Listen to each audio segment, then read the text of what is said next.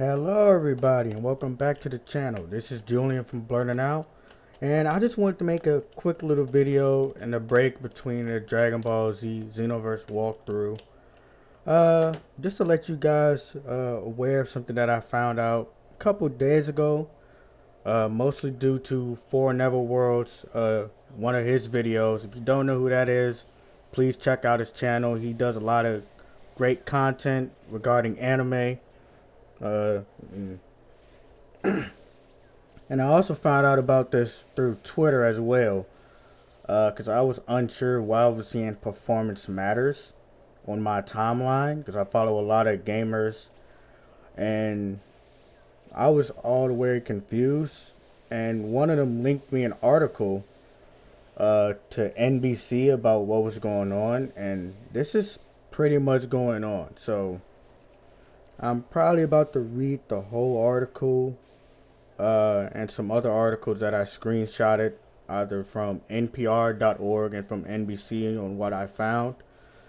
And this is basically what's going on. So from NBC, it says actors who provide voiceovers for video games went on strike in the United States over pay and the refusal of employers to tell them what games they will be working on ahead of time. I'm just going to stop right there. The employers don't tell them what game they're working on? So, let me pause for a minute. Let me get this straight. They get the part, and I guess they get to the studio with just a bunch of lines and a character name for a couple hours just to record, but they don't know his role or anything in the game.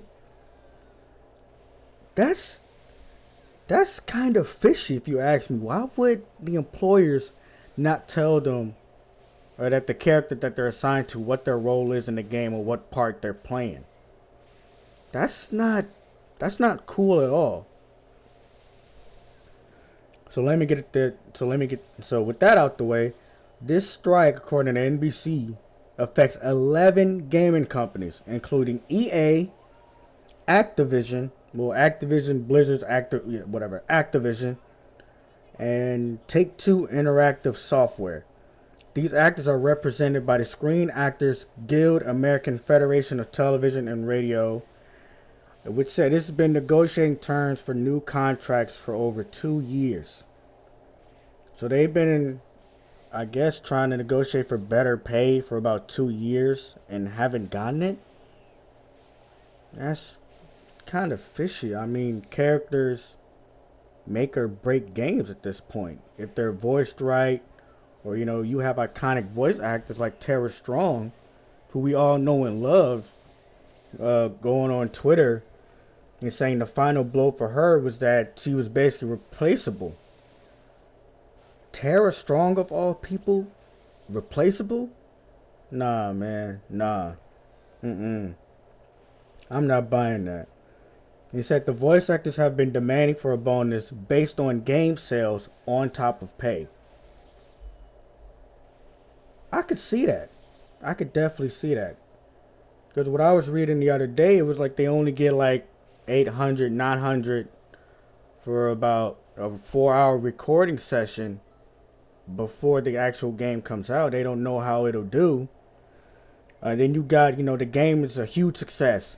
It does well, it plays well. There's not a lot of bugs or issues with the game, but they're not getting any cut of that. And who knows how much these guys have to live off these checks. What also I've been reading, that this job market for voice actors is not that stable.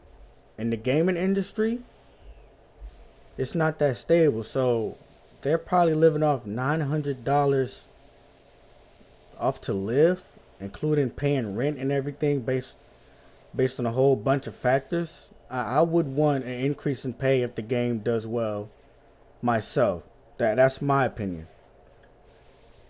And so this union, according to NBC, it represents 160,000 film and TV performers, journalists, recording artists, and radio personalities and they had, I guess, a picket or protest at EA's Los Angeles studio on Monday.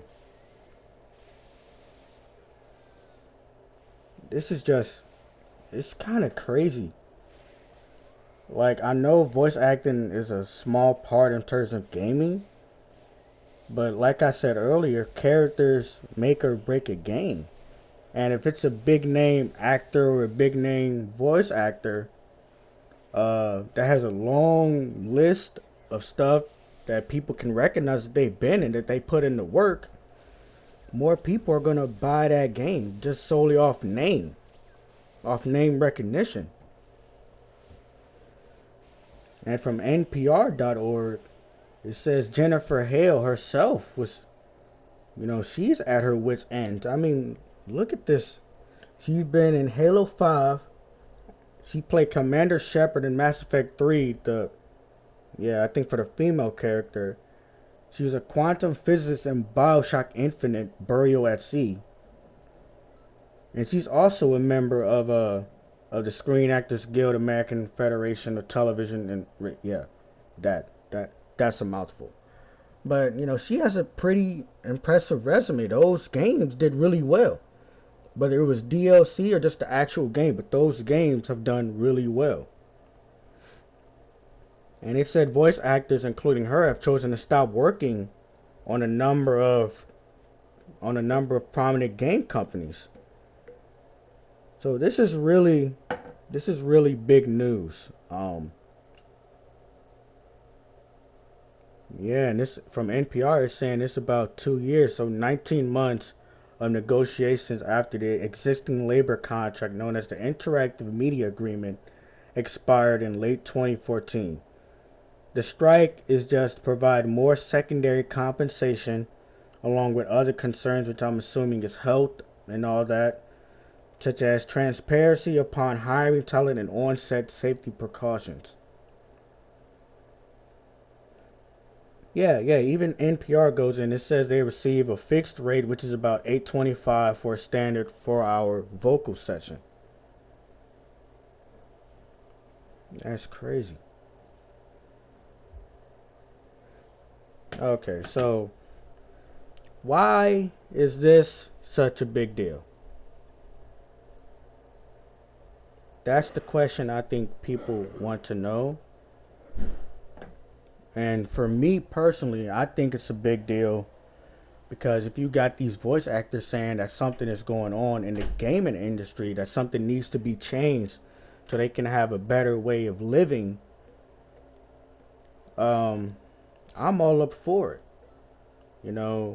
Only getting like $800 for a 4-hour vocal session.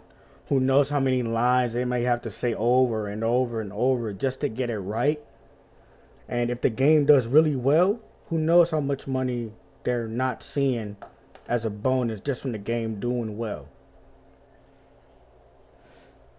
This is also big because voice actors in general not only do video games, but they do cartoons, they do anime. And so there's a lot of possibilities that this could reach more than just video games. Because who knows what's going on behind closed doors, not only in the video game industry, from what these directors and what these actors are saying about this situation, but what goes on behind cartoons, what goes on behind anime. So this has the potential to not only impact video games, and I mean good video games. It's probably why we've been seeing a lot of delays recently in big games, that they're probably replacing voice actors. There's something wrong with the game, or who knows what's going on. But like I was saying, this has the potential to reach more than just video games, and I feel like I should at least keep people aware of what's going on in case they don't know.